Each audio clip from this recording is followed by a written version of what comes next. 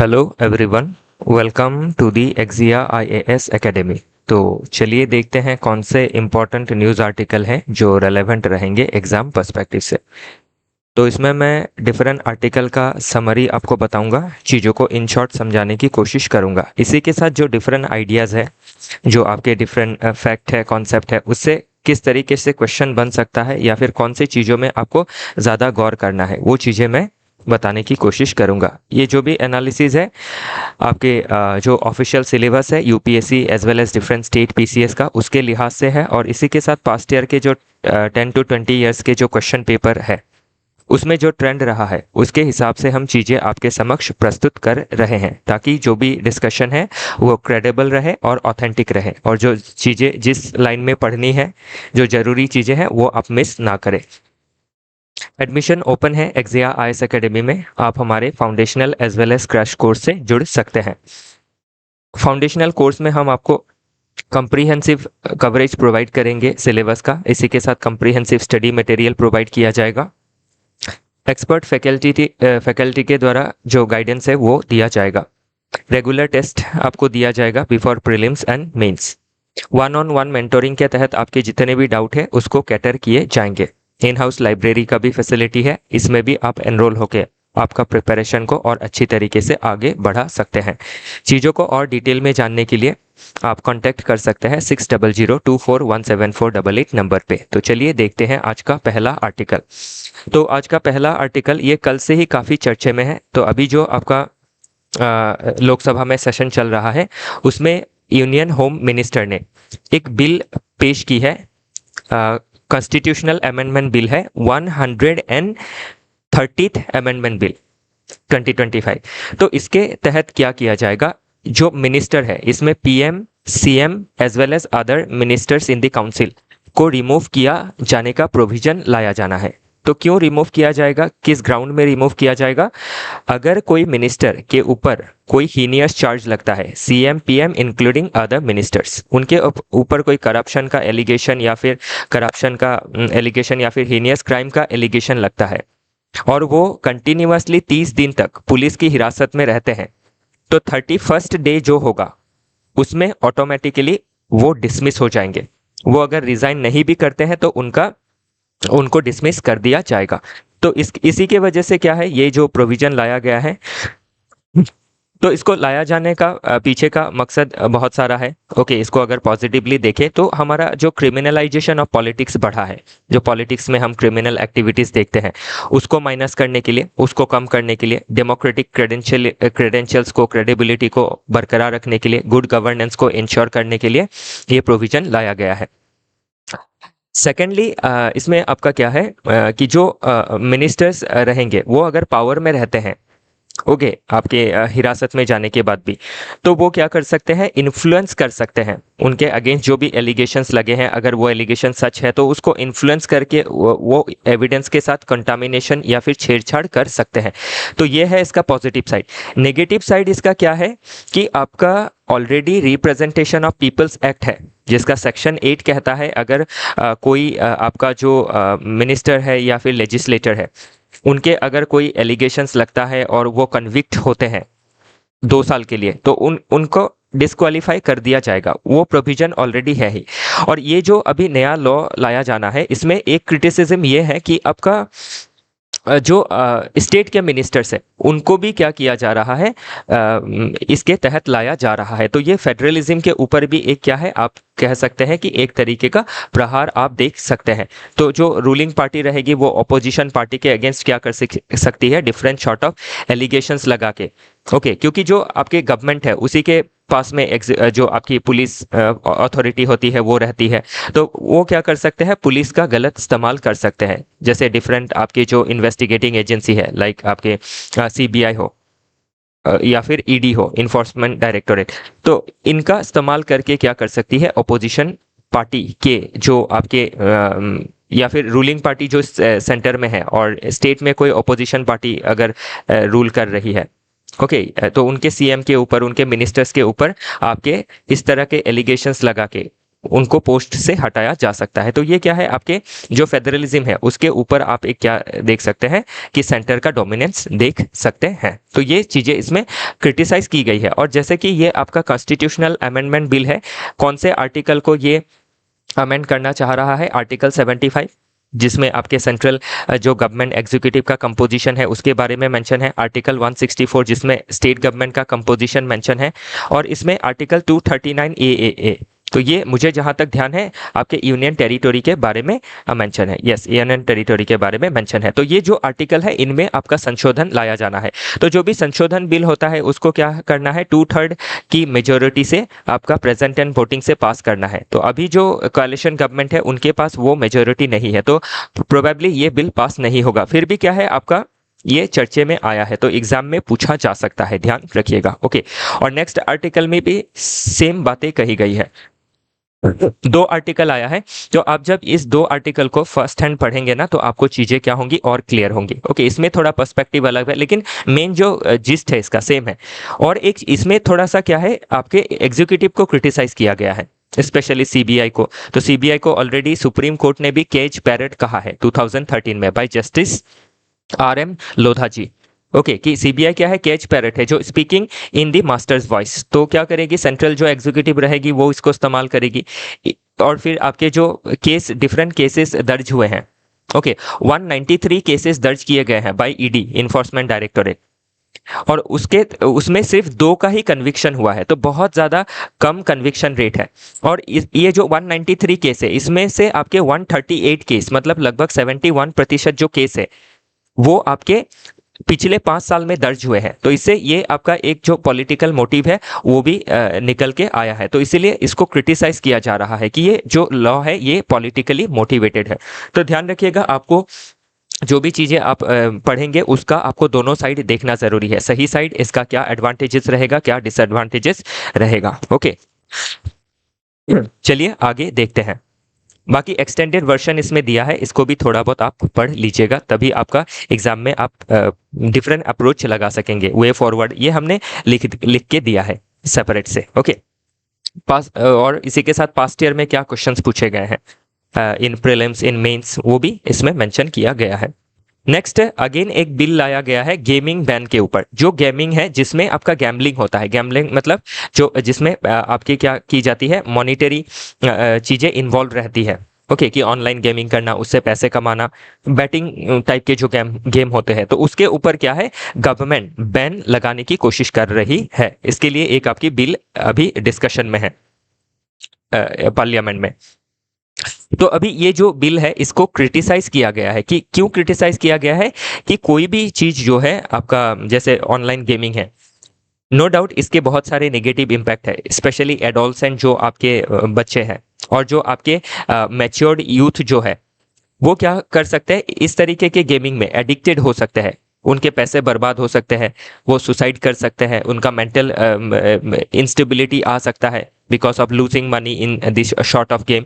तो ये सभी कंसर्न है नो डाउट, लेकिन इसको कंप्लीट बैन करने की जगह क्या किया जा सकता है, स्ट्रिक्ट रेगुलेशन इसमें लगाया जा सकता है। ओके, कि आपके जो सपोज जो गेमिंग है उसमें जो भी लोग खेल रहे हैं या फिर जो भी आपके इसकी ऑर्गेनाइजर है उनका आपका स्ट्रिक्ट डॉक्यूमेंटेशन करना और इसके ऊपर ज़्यादा टैक्स लगाना, ताकि क्या हो, ऐसे गेम अगर खेले भी जाते हैं तो उसको डिस्करेज करने के लिए हम क्या कर सकते हैं, टैक्स लगा सकते हैं। अगर इसके बाद भी कोई अगर खेलता है तो उसकी जो आज़ादी है आपकी जो पीपल की अंडर आर्टिकल 21 वो प्रोटेक्टेड रहेगा। ओके, और अंडर आर्टिकल 19 जो राइट टू चूज प्रोफेशन है उसके तहत भी क्या है, अगर आपका आउटराइट बैन लगाया जाता है तो वो सही नहीं है। फंडामेंटल राइट आर्टिकल 1921 को वायलेट करता है। तो इसीलिए क्या है, बैन की जगह रेगुलेशन लगाना जरूरी है। तो क्रिप्टो करेंसी में जो हुआ था, पास्ट में क्रिप्टो करेंसी को क्या किया था, आपके आरबीआई ने रेगुलेट करके बैन कर दिया था। उसके बाद जब केस गया सुप्रीम कोर्ट में तो उसको ब्लैंकेट बैन को हटाने का उन्होंने वर्डिक्ट दिया। ओके, कि इसको बैन नहीं लगाना है, इसको रेगुलेट किया जा सकता है। ओके, क्योंकि ये फंडामेंटल राइट से अलाइंड होता है। अगर बैन होता है तो फंडामेंटल राइट्स वायलेट होगा। तो ये राइट बेस्ड एक चीज़ें अप्रोच लेके आपको ये क्वेश्चन मेंस में पूछा जा सकता है। ओके, और प्रीलिम्स से आपको आर्टिकल 21-19 इसको ध्यान में रखना है, पूछा जा सकता है। और जब आंसर लिखेंगे तो आर्टिकल 19 और 21 को भी आप लिखिएगा। और इसी के साथ इसमें ना बेस्ट प्रैक्टिसेस भी आप देख सकते हैं। अब जैसे states like Tamil Nadu, Karnataka, Andhra Pradesh, okay, इन्होंने बैन किया है। और different state like Sikkim, Nagaland, इन्होंने इसको रेगुलेट किया है, स्ट्रिक्ट रेगुलेशन। तो स्ट्रिक्ट रेगुलेशन क्या है, एक बेटर अप्रोच इसमें है। वही चीज़ें इसमें जो ऑथर है वो कहना चाह रहे हैं। नेक्स्ट है India chip challenge. Okay, to build at home we must invest abroad. तो अभी इंडिया में जो हमें चिप चाहिए, ओके, तो आज के समय पे ध्यान रखिएगा कि आपका जो टेक्नोलॉजिकल सर्च है उसके लिए आपके सेमीकंडक्टर चिप जो क्या है, हार्ट एंड सोल है ऑफ मॉडर्न इलेक्ट्रॉनिक गैजेट्स। तो जो हार्ट एंड सोल है मॉडर्न इलेक्ट्रॉनिक गैजेट्स, तो उसको हमें एक्वायर करना, उसका प्रोडक्शन हमारे देश में होना, रिसर्च एंड डेवलपमेंट होना, उसके ऊपर प्रोडक्शन होना, फैब्रिकेशन प्लांट लगना, फिर आपके जियोलॉजिकल सर्वे ऑफ इंडिया को जो आपकी माइनिंग है, एक्सप्लोरेशन है, वो करना काफ़ी ज़रूरी है। क्योंकि आपका ध्यान रखिएगा जो चिप की चैलेंज है या फिर जो सेमीकंडक्टर चिप हमें चाहिए, ये सिर्फ हमें आपके देश की इंडस्ट्रियल गोल को फुलफिल करने के लिए ही नहीं चाहिए। ये आपके नेशनल सिक्योरिटी को प्रोटेक्ट करने के लिए, हमारे फ्यूचर को प्रोटेक्ट करने के लिए, और जो हमारी देश की सोवरेनिटी है उसको प्रोटेक्ट करने के लिए काफ़ी ज़रूरी है। क्योंकि आप अभी हाल ही में देख सकते हैं कंट्रीज़ लाइक चाइना, यूएसए क्या कर रही है, आपकी जो मॉडर्न टेक्नोलॉजी है उसको वेपनाइज कर रही है, वेपन की तरह इस्तेमाल कर रही है, लाइक बैन लगाना ऑन एक्सपोर्ट। तो उससे क्या हो सकता है, countries, emerging countries like India, okay, इनके ऊपर आपका या फिर हमारे देश के ऊपर गलत इम्पैक्ट पड़ सकता है। इकोनॉमी में हमें क्या हो सकती है, जो सहूलियत चाहिए वो नहीं मिल सकती है, हमारा सोवरेनिटी जो है कंप्रोमाइज हो सकता है। तो जैसे वर्ल्ड की डिफरेंट कंट्रीज जो है लीड कर रही है, ताइवान, साउथ कोरिया, तो इनके साथ बेटर अलाइनमेंट करना, ओके, और इसी के साथ जो गवर्नमेंट ने नेशनल क्रिटिकल मिनरल मिशन लिया है, इनको और रोबस्ट तरीके से अप्लाई करना काफ़ी ज़रूरी है। और जो आपका खनिज विदेश इंडिया लिमिटेड बनाया गया है इन 2019, उसके तहत आपके डिफरेंट रीजन में मिनरल पैक्ट को साइन करना ज़रूरी है, क्रिटिकल मिनरल पैक्ट, ताकि हम क्या कर सके, क्रिटिकल मिनरल्स को हासिल कर सके, जिससे हमारा क्या हो, जो फैब्रिकेशन प्लांट लगाई जा रही है, तो 10 फैब्रिकेशन प्लांट बनने हैं, उसमें से 6 का अप्रूवल हो गया है, 4 के बारे में अभी हाल ही में लाल किले से हमारे ऑनरेबल पीएम ने इस चीज़ को मेंशन किया था कि और 4 होंगे तो टोटल 10 प्लांट होगा। तो ये काफ़ी ज़रूरी है कि टाइम बाउंड तरीके से हमें इन चीज़ों को डेवलप करना है, ताकि हम सेल्फ रिलायंस को हासिल कर सके, अपनी जो स्ट्रैटेजिक सोवरेनिटी है, टेक्नोलॉजिकल सोवरेनिटी है, उसको प्रोटेक्ट कर सके। ओके, नेक्स्ट है, are elected state governments at mercy of governors whims and fancies, SC asks centre. तो अभी ध्यान रखिएगा, हाल ही में क्या हुआ था, आपके 8 अप्रैल, मुझे जितना तक ध्यान है, सुप्रीम कोर्ट ने, ऑनरेबल सुप्रीम कोर्ट ने उसमें क्या किया था, आपके जो तमिलनाडु के गवर्नर है उनके केस की सुनवाई करते हुए आपके डेडलाइन दे दिया था गवर्नर और प्रेसिडेंट को कि 3 महीने के अंदर जो बिल है उसके ऊपर फाइनल उनको डिसीजन लेना ज़रूरी है, नहीं तो उसको डीम एसेंट मान लिया जाएगा कि इसमें एसेंट दे दिया गया है। ऐसा क्यों किया गया, क्योंकि जो आपके गवर्नर है वो क्या करते हैं, जो इलेक्टेड गवर्नमेंट है जिसके पास पब्लिक का मैंडेट है, उसको क्या करती है, ओवरटेक कर लेती है। ओके, और उससे क्या होता है, जो आपकी चुनी हुई गवर्नमेंट है, जो डेमोक्रेटिकली चुनी हुई गवर्नमेंट है, वो काम नहीं कर पाती है, और जो गवर्नेंस है वो बैड हो जाता है। ओके, और जो पार्टी है वो पीपल का जो फेथ है उसको लूज कर सकती है। तो इन सभी रीजन की वजह से आपके ऑनरेबल सुप्रीम कोर्ट ने 8 अप्रैल को ये जजमेंट दिया था। उसी के बाद क्या हुआ, जो प्रेसिडेंट महोदया है उन्होंने आपका एक लिस्ट ऑफ क्वेश्चन भेजा था सुप्रीम कोर्ट को कि क्या ये सही है, क्या ये जुडिशियल ओवररीच नहीं है। तो इसमें अभी हाल ही में क्या किया है, आपके जो चीफ जस्टिस ऑफ इंडिया है सीजेआई बी.आर. गवई जी, इन्होंने आपका कहा है कि are governors being given total power to sit in appeal over the elected representatives. तो क्या हमारे देश में डेमोक्रेसी नहीं है क्या, हमारे देश में डेमोक्रेसी है, तो क्यों हम इलेक्टेड रिप्रेजेंटेटिव्स के द्वारा जो पास किया गया बिल है उसके ऊपर गवर्नर को सिट करने देते हैं। तो ये जो अभी डिस्कशन है ये सुप्रीम कोर्ट में चल रही है। तो देखा जाना है कि आने वाले समय पे इसमें क्या जजमेंट आता है, लेकिन ये काफ़ी इंपॉर्टेंट रहेगा, इस बार भी इसमें क्वेश्चन पूछा जा सकता है। तो इसमें आप एक देख सकते हैं कि एग्जीक्यूटिव टसल है विथ जुडिशरी, सेंट्रल एग्जीक्यूटिव का टसल है with judiciary, okay, to protect federalism. जो फेडरलिज्म का स्ट्रक्चर है उसको प्रोटेक्ट करना, स्टेट गवर्नमेंट का जो ऑटोनॉमी है उसको प्रोटेक्टेड रखना ताकि गवर्नर के जरिए उनकी ऑटोनॉमी को हार्म ना किया जा सके। नेक्स्ट आर्टिकल बात करता है why India needs a national space law, क्यों हमें एक नेशनल स्पेस लॉ चाहिए। तो नेशनल स्पेस के ऊपर हमारी डिफरेंट पॉलिसीज है, ओके जैसे national Indian space policy of 2023, तो जिसमें हम ध्यान दे रहे हैं कि पब्लिक प्राइवेट कोलैबोरेशंस के जरिए हम स्पेस में और ज़्यादा एक्सप्लोर कर सके और स्पेस की जो इकोनॉमी है उसको हम लोग 2% ऑफ जीएसटी से आगे बढ़ा के 10% तक ले जा सके। तो अभी इसमें जिक्र हो रहा है कि जो इंडिया है उसको क्या नेशनल स्पेस लॉ चाहिए, क्योंकि ऑलरेडी आपका आउटर स्पेस ट्रीटी ऑफ 1967 है इन ग्लोबल लेवल। ओके तो आउटर स्पेस ट्रीटी ऑफ 1967 को आपका 1967 में क्यों बनाया गया, because of cold war dynamics. तो जो कोल्ड वॉर का डायनेमिक्स था जिसमें यूएसए एंड यूएसएसआर क्या कर रही थी, स्पेस को लेके रेस में उतर गई थी। तो इसीलिए स्पेस क्या है अभी पूरे ह्यूमैनिटी का एक आपका ग्लोबल कॉमन रिसोर्स है, तो इसको प्रोटेक्ट करना काफ़ी ज़रूरी है कंपटीशन से, ताकि जो आपका स्पेस है वो क्या रहे, प्रोविंस रहे ऑल ह्यूमन काइंड, और प्रोहिबिट किया जाए उसको नेशनल अप्रोप्रिएशन में या फिर कॉलोनाइजेशन में। और हर स्टेट क्या करे, स्पेस में अपना राइट्स को जिस तरीके से असर्ट करते हैं उसी तरीके से उनको रेस्पॉन्सिबिलिटी और अपना लायबिलिटी भी दिखाना होगा। तो ये सभी चीज़ें क्या है आपकी जो आउटर स्पेस ट्रीटी ऑफ 1967 है उसमें मेंशन की गई है। तो अभी ये जो आउटर स्पेस ट्रीटी 1967 है इसके बिहाफ पे जो डोमेस्टिक लेवल पे जो गवर्नमेंट है वो क्या कर सकती है, अपने नेशनल स्पेस लॉ को बना सकती है, क्योंकि आज के समय पे क्या हो रहा है, प्राइवेट प्लेयर्स जो है वो भी स्पेस एक्सप्लोर कर रहे हैं with due permission of the government, but still क्या है उसके लिए एक क्लियर कट लॉ का होना काफी जरूरी है ताकि जो स्पेस है उसको हम क्या कर सके, प्रोटेक्टेड रख सके, उसमें जो राइट्स है उसको असर्ट करने के साथ ही रेस्पॉन्सिबिलिटी और लायबिलिटी रूल्स को भी क्लियर रखे। ओके अभी का जो लायबिलिटी रूल है अंडर आउटर स्पेस ट्रीटी वो चाहे आपका नेशनल स्पेस जो एजेंसी है वो लायबिलिटी कुछ डैमेज करे या फिर प्राइवेट एजेंसी डैमेज करे, ये अल्टीमेटली लायबिलिटी उस नेशन के ऊपर ही जाएगा। तो नेशन को भी ये चीज़ें क्लियर रखनी काफ़ी ज़रूरी है। तो ध्यान रखिएगा नेशनल आउटर स्पेस ट्रीटी के बारे में क्वेश्चन बन सकता है कि आउटर स्पेस ट्रीटी कब साइन किया गया था, इसके अंदर क्या प्रोविजंस है। ओके चलिए आगे देखते हैं। नेक्स्ट आर्टिकल बात करता है regarding nuclear laws and the role of opposition.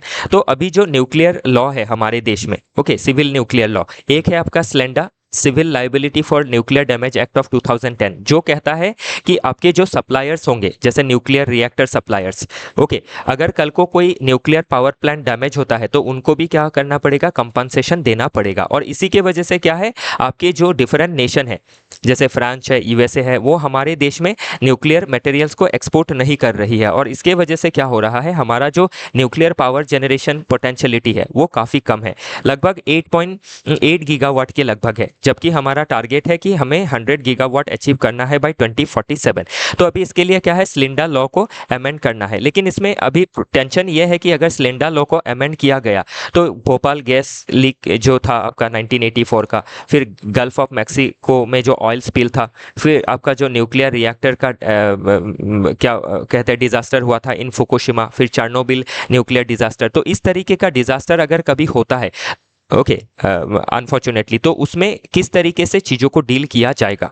Okay क्या अगर स्लिंडा को हम अमेंड कर देंगे तो ये आपके कॉरपोरेट लेवल को या फिर कॉरपोरेट सेक्टर को मदद करने जैसा होगा या फिर जो डिफरेंट हमारे एलाई नेशन है उनको मदद करने जैसा होगा। तो इस चीज़ को इसमें क्रिटिसाइज किया गया है, एक क्रिटिकल क्वेश्चन रखा गया है कि इसमें ऑपोजिशन को एक बेटर रोल प्ले करना है, ओके ताकि बेटर डिस्कशन हो सके ऐसे चीज़ों में जो नेशनल इंटरेस्ट को प्रोटेक्ट कर सकती है, हमारे देश के पॉपुलेशन को प्रोटेक्ट कर सकती है, एनर्जी सिक्योरिटी प्रोवाइड कर सकती है। सेकंड है एटॉमिक एनर्जी एक्ट ऑफ 1962। तो इसके तहत क्या है अभी हमारे देश में जो एटॉमिक एनर्जी आपका जनरेशन है वो सिर्फ क्या कर सकती है, प्राइवेट पब्लिक एंटिटीज ही कर सकती है, प्राइवेट जो एंटिटीज है उनको इसमें आपका एंट्री नहीं है। ओके वो सपोर्टिंग रोल प्ले कर सकते हैं लेकिन मेन रोल प्ले नहीं कर सकते। तो इसको भी अमेंड किया जाना है ताकि क्या किया जा सके, बेटर पब्लिक प्राइवेट पार्टनरशिप की जा सके और प्राइवेटाइज तरीके से भी आपके न्यूक्लियर एनर्जी को हम डेवलप कर सके ताकि हम विकसित भारत बनने के लिए बाय 2047 हमें एनर्जी का बहुत ज़्यादा रिक्वायरमेंट रहेगा। ओके और इसी के साथ एक आइडिया और भी है कि हम लार्जर न्यूक्लियर पावर प्लांट लगाने की जगह में instead of larger nuclear power plant we can install small modular reactors. Centres, तो वो क्या कर सकती है, हर शहर का जो पावर का डिमांड है उसको फुलफिल कर सकती है। तो ध्यान रखिएगा, क्वेश्चंस किसी भी एंगल से पूछे जा सकते हैं। स्लेंडा लॉ, एटॉमिक एनर्जी एक्ट, ये सभी चीज़ें प्रीलिम्स में प्लस मेंस में भी पूछी जा सकती है। नेक्स्ट आर्टिकल बात करता है रिगार्डिंग कोऑपरेटिव बैंक। तो जो डिफरेंट कोऑपरेटिव बैंक्स खुली जाती है, तो कोऑपरेटिव बैंक का मेन उद्देश्य क्या है कि आपके देश में इकोनॉमिक इंक्लूजन लाना और क्रेडिट की फैसिलिटी को कोऑपरेटिव सेक्टर में या फिर जो कोऑपरेटिव बैंक के मेंबर है उनको क्रेडिट की फैसिलिटी प्रोवाइड करना, ताकि वो बेटर क्या कर सके, बिजनेसेस कर सके, एंटरप्रेन्योरशिप का डेवलपमेंट हो, रूरल सेमी अर्बन एरिया का डेवलपमेंट हो। लेकिन देखा गया है कि जो कोऑपरेटिव बैंक है उसमें काफ़ी आपके फ्रॉड, स्कैम ये सभी देखे जाते हैं, जिसके वजह से क्या होता है, जो डिपॉजिटर्स होते हैं उनका पैसा जो है हार्ड एंड मनी बर्बाद हो जाता है। तो इसके लिए अभी हाल ही में क्या किया गया, डिफरेंट बैंक को मार्च किया गया, वीक बैंक को, ओके, ताकि क्या किया जा सके, स्टेक होल्डर्स का, इन्वेस्टर्स का जो इंटरेस्ट है, मेंबर्स का जो इंटरेस्ट है उसको प्रोटेक्ट किया जा सके। तो ये तो सही है मर्जर करना, लेकिन मर्जर करना क्या नहीं है, पैनेशिया नहीं है, रामबाण नहीं है।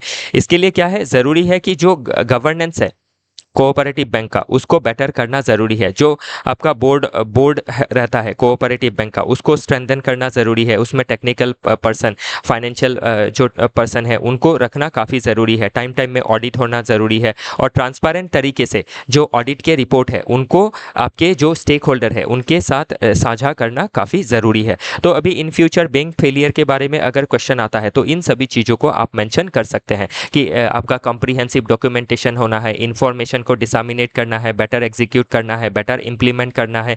तो ये सभी चीज़ों को एंश्योर करना काफ़ी ज़रूरी रहेगा। और ये एंश्योर कौन कर सकती है, by government through bringing law and by empowering RBI, कि आरबीआई क्या कर सके, इनके ऊपर आपकी जो कंट्रोल है उसको लगा सके, प्रॉम्प्ट करेक्टिव एक्शंस ले सके जब आपके इनकरेक्टनेस देखा जाता है तब।